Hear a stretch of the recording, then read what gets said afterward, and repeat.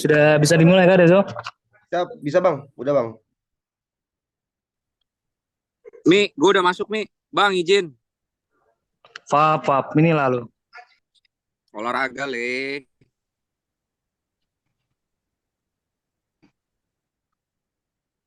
Ngeri kali.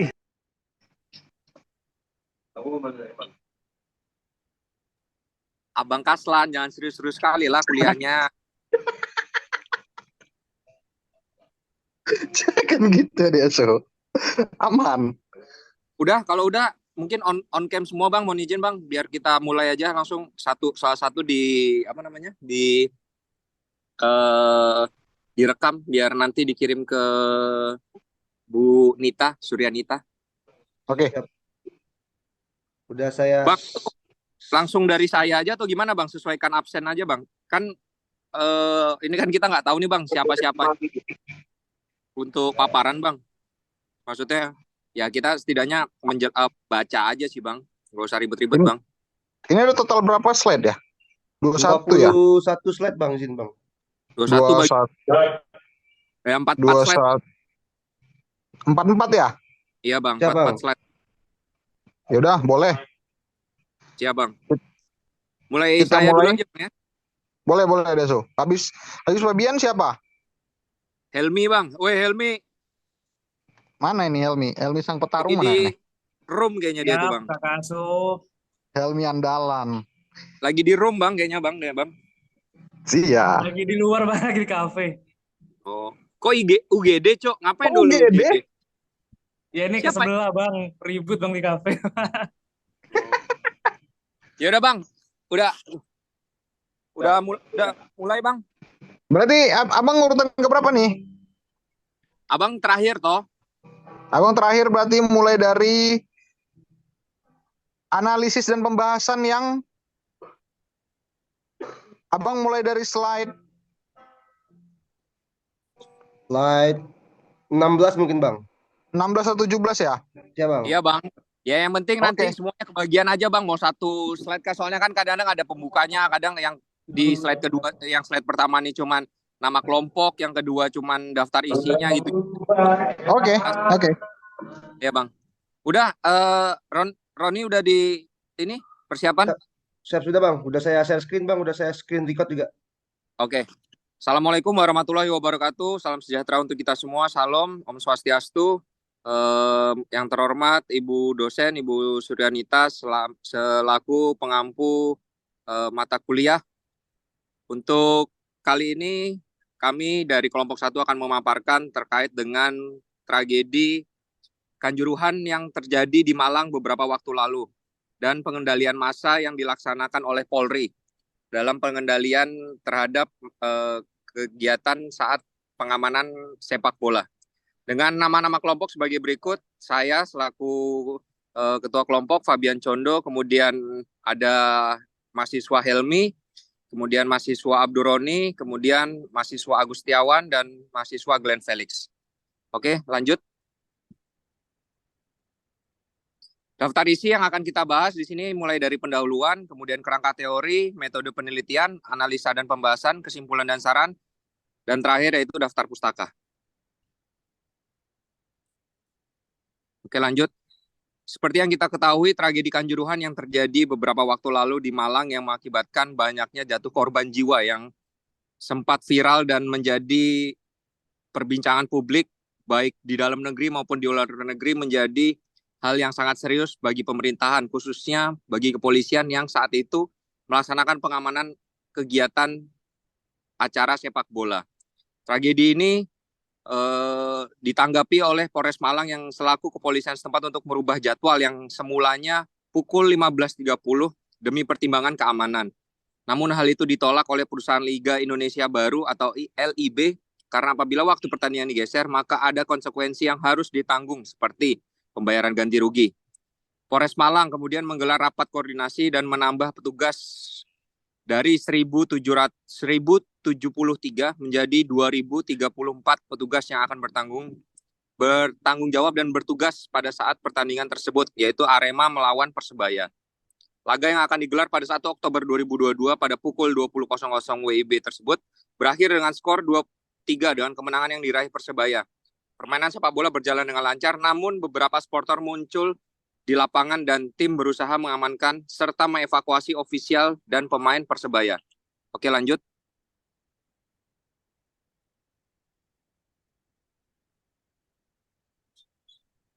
Next.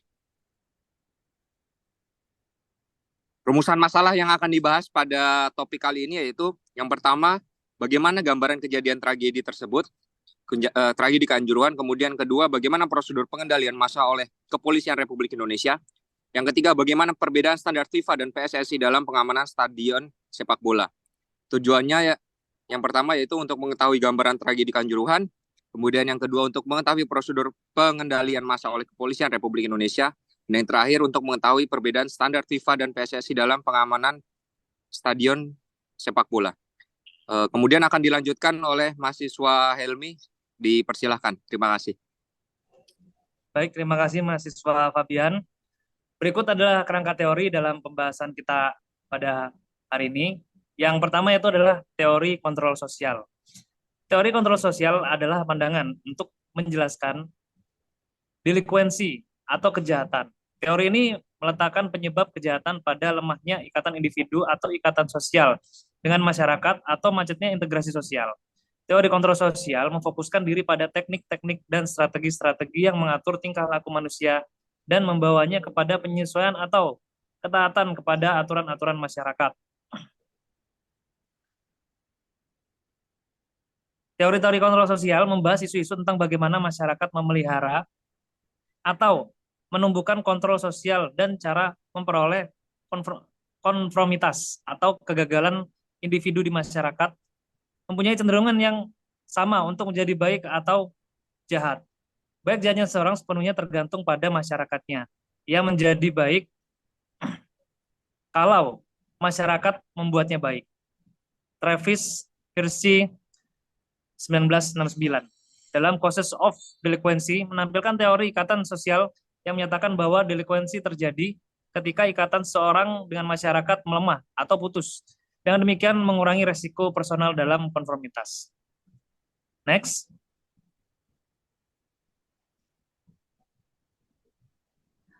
Kemudian teori yang kedua, yaitu adalah faktor pendorong kekerasan. Faktor pendorong kekerasan menurut Fromm. Ada dua jenis kajian ilmiah tentang kekerasan dari Fromm. Terjadinya tindak kekerasan pada diri seseorang. Istilah Fromm menyebutkan agresi defensif dan agresi destruktif. Agresi defensif bagi Fromm adalah pembelaan yang dilakukan seseorang untuk kepentingan lawan. Agresi merupakan reaksi yang dilakukan seseorang karena adanya ancaman dari sesuatu yang mendasar baginya. Dengan kata lain, agresi memiliki tujuan untuk mempertahankan hidup sendiri. Fromm percaya bahwa setiap orang memiliki nilai dan nilai pedoman dasar dalam hidupnya. Kekerasan jenis kedua adalah agresi destruktif.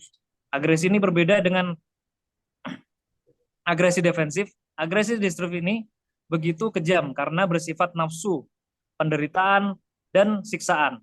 Menurut Fromm, hal ini bertujuan bukan untuk menjaga kesinambungan dan manusia tidak memiliki sifat naluriah seperti yang dikatakan oleh para behaviors dan Konrad Lorenz.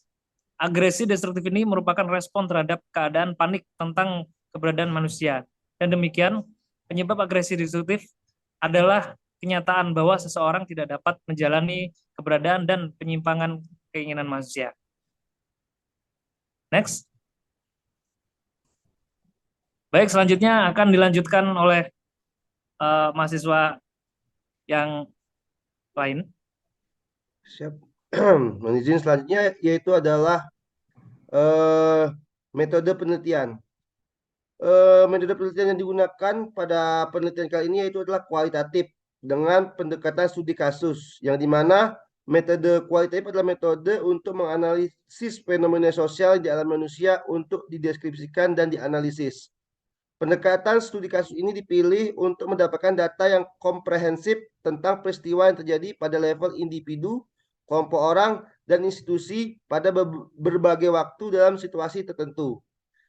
Teknik pengumpulan data yang digunakan peneliti adalah studi pustaka. Studi pustaka merupakan cara untuk mencari data melalui media massa, buku, jurnal, dan transkrip. Kemudian peneliti dapat menganalisis untuk mendapatkan data yang akurat dan kredibel. Menurut Nugrahani, bahwanya sumber data adalah sepotong informasi dari suatu objek yang diteliti. Sumber data ada dua, yaitu primer dan data sekunder. Dalam penelitian ini digunakan data sekunder yang merupakan data tidak langsung seperti media massa, jurnal, atau dokumen tertulis lainnya. Selanjutnya itu adalah analisis dan pembahasan. Yang pertama adalah gambaran yang terjadi pada tragedi Kanjuruhan. Dalam menganalisis permasalahan tersebut, penelitian ini menggunakan sudut pandang Eric Fromm untuk menggali akar kekerasan dalam tragedi Kanjuruhan. Pada awalnya PT Liga Indonesia baru akan menggelar pertandingan sepak bola Arema versus Persebaya di Kanjuruhan Kabupaten Malang ini dibantu oleh panitia penyelenggara Arema yang mengirimkan surat kepada Polres Malang untuk meminta izin menggelar pertandingan Arema FC dengan Persebaya. Hal ini merupakan tarik-menarik terkait waktu pelaksanaan. PT Liga Indonesia baru menginginkan pertandingan dimulai pada pukul 20.00 WIB dan Polres Malang mengusulkan pukul 15.30 WIB dengan alasan terkait keamanan. Akan tetapi PT Liga Indonesia baru menolak untuk memenuhi usulan dari pihak kepolisian dan tetap menggelar pertandingan tersebut pada pukul 20.00 WIB, sehingga pihak kepolisian menambah personil untuk memantau keamanan pertandingan dari 1.073 orang personil menjadi 2.034 personil. Tepatnya pada Sabtu 1 Oktober 2022, supporter Arema sudah berhamburan ke lapangan Kanjuruhan Malang dengan mayoritas supporter berangkat lebih awal untuk menghindari kemacetan dan mencari tempat duduk yang sesuai dengan tiket yang mereka dapat. Pintu gerbang sudah dibuka sejak sore. Berdasarkan data yang didapatkan dari studi pustaka, sebagai besar informan yang diwawancari pergi bersama teman, sebagai lagi bersama keluarga. Informan juga mengatakan bahwa setiap kali Arema FC bertanding selalu datang dan memberikan semangat kebanggaan kepada klub tersebut karena lahir di Malang, sehingga wajib memberikan dukungan bagi klub tersebut dengan terbawa kegilaan dan kebanggaan yang kolektif.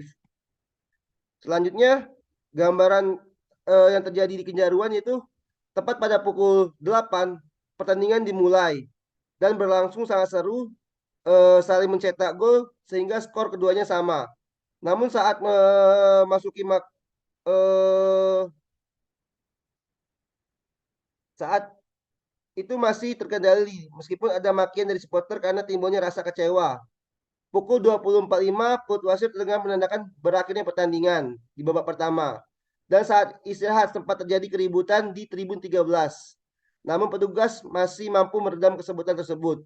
Selanjutnya di paruh babak kedua pertandingan, situasi begitu memanas, apalagi pada saat Persebaya berhasil mencetak gol pada menit 51 sehingga skor menjadi 2-3 untuk Persebaya versus Arema.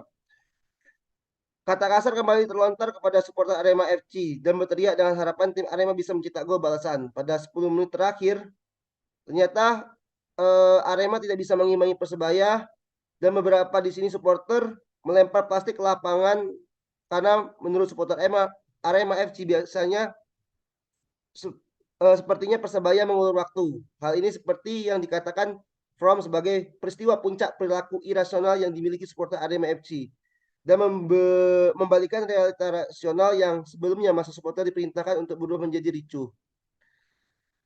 Selanjutnya dari tribun tersebut 7 supporter mulai kecewa dan melemparkan nasi bungkus ke lapangan. Apalagi ada tambahan waktu 7 menit dalam pertandingan tersebut, namun Arema masih belum bisa mengimbangi Persebaya. Sehingga pertandingan diakhiri dengan skor keunggulan tim dengan skor unggul bagi Persebaya terhadap Arema. Polisi dengan sigap mengawal permainan di pemain Persebaya ke ruang ganti. Lalu pelatih dan manajer Arema FC mendatangi penonton dari area timur dengan gestur meminta maaf. Kemudian dari tribun selatan ada seorang fans yang turun ke lapangan dan mendatangi pemain Sergio Silva dan Maringa untuk mengatakan sesuatu dan memeluk pemain tersebut. Dari situ salah satu supporter turun ke lapangan, supporter lain juga ikut terpancing turun ke lapangan. Sehingga polisi mengusir mereka dengan paksa. Melihat polisi menggusur dengan kekerasan, nampaknya supporter dari klub bola tersebut ikut provokasi, sehingga puluhan pendukung mulai melempar pagar pembatas dan ratusan lainnya mengikuti dari belakang. Ratusan pendukung dari tribun 7 dan 8 mulai turun, susul tribun 10 dan 12, dan berbagai benda dilemparkan ke lapangan seperti batu bata, besi, dan sebagainya. Sementara itu, polisi tidak kalah kerasnya. Menurut pengakuan Imerman dalam studi pustaka, polisi banyak yang memukul supporter sehingga banyak yang terprovokasi. Soal dengan teori kontrol sosial, setiap individu manusia pasti memiliki kemungkinan untuk berbuat baik dan jahat.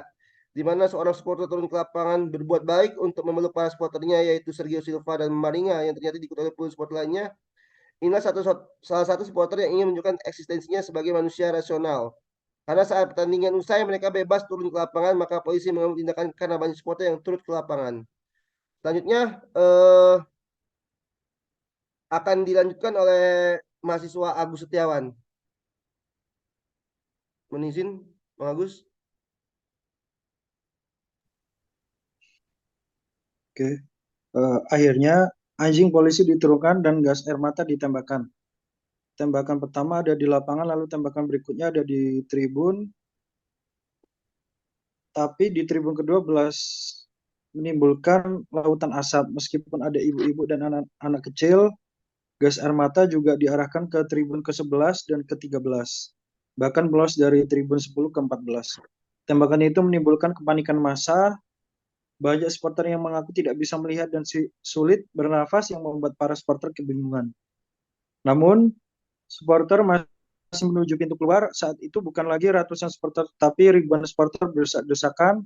Bahkan ada yang terinjak-injak, jeritan, dan tangisan anak kecil. Ada juga supporter perempuan yang histeris, berteriak dalam kondisi seperti itu. Laki-laki tak berdaya dengan banyak kesaksian bahwa banyak yang tidak bisa bernafas dan terinjak-injak.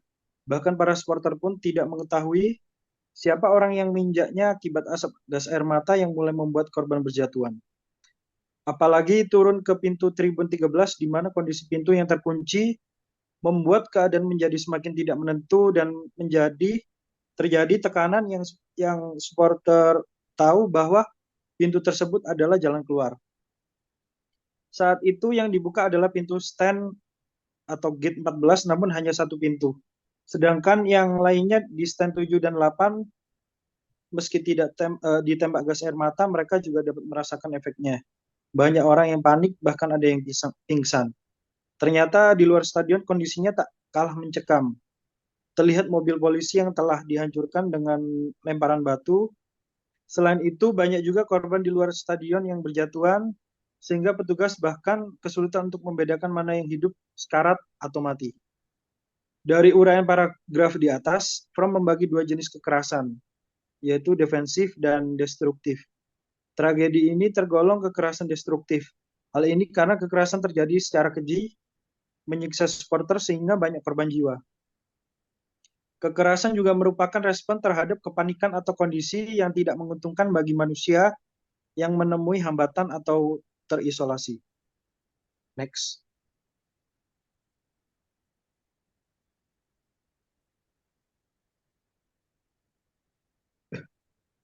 Kemudian analisis dan pembahasan. Prosedur pengendalian massa oleh Kepolisian Republik Indonesia. Prosedur pengumuman massa dalam pertandingan sepak bola belum diatur dalam aturan tersendiri.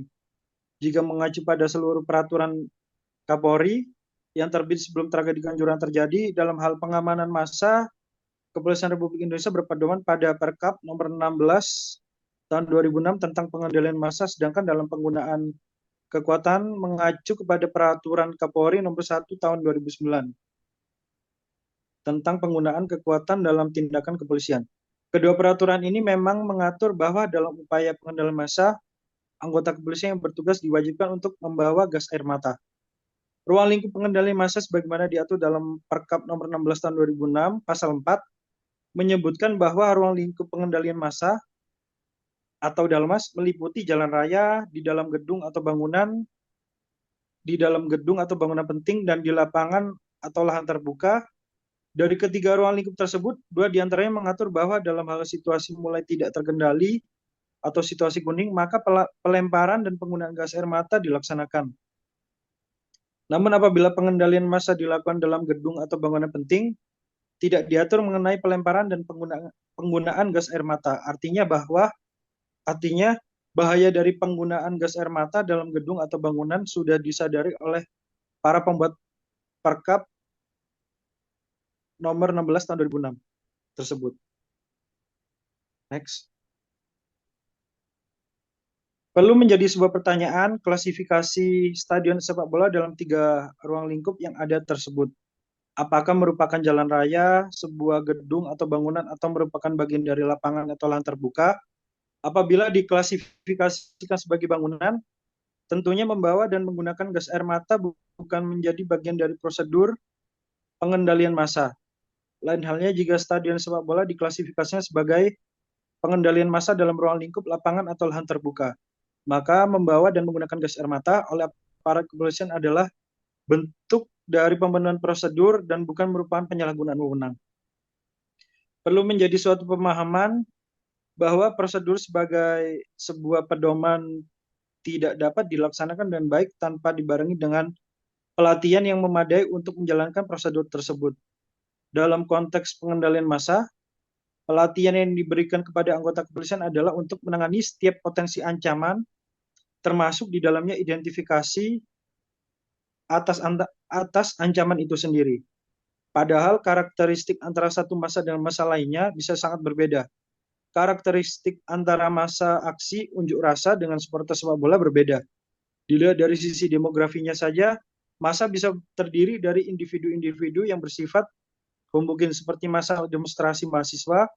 Dapat dipastikan bahwa di dalam massa tersebut kecil kemungkinan ada anak-anak atau balita atau ibu-ibu bahkan lansia. Berbeda dengan suatu pertandingan sepak bola yang demografi masanya heterogen dengan rentang umur yang beragam pula. Karakteristik massa yang berbeda membutuhkan cara penanganan yang khusus dan berbeda pula. Sayangnya dalam hukum positif atau prosedur yang dimiliki dan menjadi pegangan anggota kepolisian yang bertugas di lapangan tidak ada perbedaan sama sekali. Semua massa dianggap sama dan hal ini terbukti fatal. Polisi yang bertugas di lapangan Stadion Kanjuruhan tidak memiliki keterampilan yang cukup untuk menangani potensi kerusuhan dalam sebuah pertandingan sepak bola. Padahal pelatihan memiliki peranan penting dalam meningkatkan efektivitas dalam pengendalian massa. Next.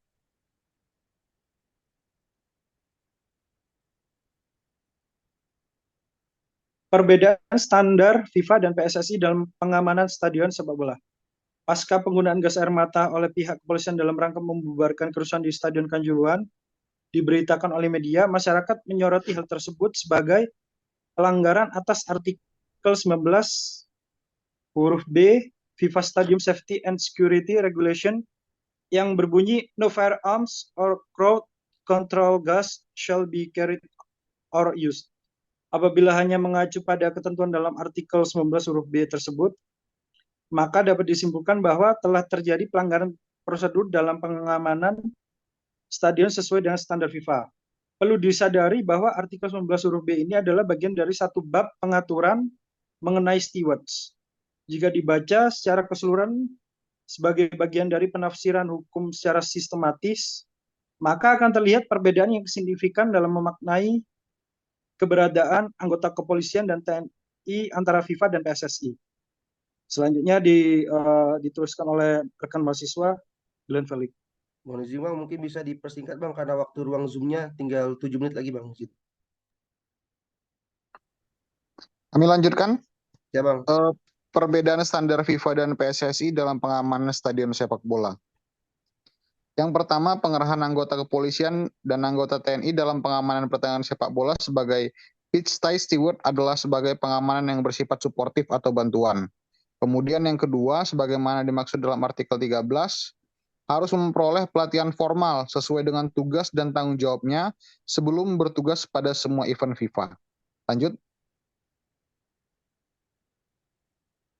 Yang ketiga, sebagaimana telah disampaikan pada poin pertama, polisi yang berada di dalam stadion dapat memiliki lebih dari satu peran, yaitu sebagai steward dan juga sebagai aparat penegak hukum yang bertugas untuk menjaga ketertiban dan keamanan. Salah satu bentuk identifikasi peran dalam suatu pertandingan sepak bola adalah melalui seragam yang dikenakan. Yang keempat, dalam konteks penyelenggaraan pertandingan sepak bola, idealnya penegakan hukum mengacu pada aturan hukum yang khusus mengatur tentang olahraga yang dibentuk oleh institusi, komunitas, ataupun federasi olahraga tersebut. Namun pada praktiknya di Indonesia, pengamanan dan pengendalian massa pada pertandingan sepak bola masih perlu melibatkan unsur kepolisian dan atau militer sebagai aparat penegak hukum, sehingga memerlukan aturan khusus yang dapat mengikat aparat penegak hukum agar dapat menyesuaikan diri dengan karakteristik massa supporter sepak bola yang bersifat heterogen. Dilanjutkan. Kesimpulan. Yang pertama, bahwa tragedi Kanjuruhan berawal ketika terjadinya pertandingan sepak bola antara Arema FC melawan Persebaya, di mana awalnya pertandingan tersebut diusulkan untuk dilakukan penjadwalan ulang, namun permintaan tersebut ditolak oleh PT LIP. Seusai pertandingan, banyak supporter yang turun ke lapangan karena semakin ricuh, maka polisi menembakkan gas air mata untuk membubarkan massa. Yang kedua, dalam hal pengamanan massa, Kepolisian Republik Indonesia berpedoman pada Perkap nomor 16 tahun 2006 tentang pengendalian massa dan Perkap nomor 1 tahun 2009 tentang penggunaan kekuatan. Yang dalam peraturan ini memang mengatur bahwa dalam upaya pengendalian massa, anggota kepolisian yang bertugas diwajibkan untuk membawa gas air mata. Ketiga, dalam konteks penyelenggaraan pertandingan sepak bola, idealnya penegakan hukum mengacu pada aturan hukum yang khusus mengatur tentang pertandingan olahraga. Selanjutnya, saran institusi kepolisian disarankan harus memiliki dasar pemikiran, artinya mengacu pada aturan khusus dalam aturan sepak bola atau FIFA, yaitu pada pasal 19B. Kedua, PSSI selaku federasi dan Kepolisian Republik Indonesia perlu untuk duduk bersama dan membuat standar operasional prosedur yang khusus mengatur bagaimana pengendalian massa dalam suatu pertandingan sepak bola di stadion. Yang ketiga, institusi kepolisian juga harus mampu menerapkan pemolisian masyarakat atau Polmas seperti yang tertuang dalam Undang-Undang 45 dan Perkap nomor 737 tahun 2005. Bahwa Polmas adalah model strategi pemolisian yang menekankan kemitraan yang setara antara polisi dan masyarakat. Berikutnya, panitia pelaksana harus lebih tertib dalam melakukan pengecekan terhadap supporter sebelum memasuki stadion, agar tidak membawa benda-benda yang membahayakan dan akan meminimalisir terjadinya kerusuhan atau kekerasan. Yang terakhir, penelitian ini menggunakan perspektif POM dan teori kontrol sosial. Tragedi Kanjuruhan dapat diteliti oleh peneliti selanjutnya dengan menggunakan teori dan metode yang berbeda dari penelitian sebelumnya. Demikian pemaparan yang dapat kami sampaikan. Kami mohon maaf apabila ada kesalahan dalam penyampaian. Terima kasih.